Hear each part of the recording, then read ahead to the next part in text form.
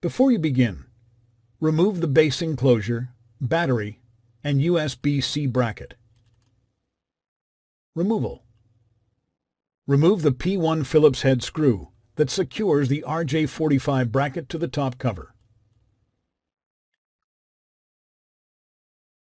Grasp the RJ-45 bracket and rotate it upwards slightly to unhook it from the edge of the top cover before lifting it away. Replacement. Place the RJ-45 bracket into its position on the top cover and system board.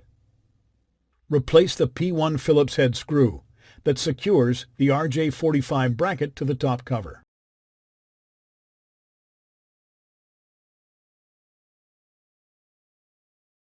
Thanks for watching. Please click subscribe for more videos and weekly updates.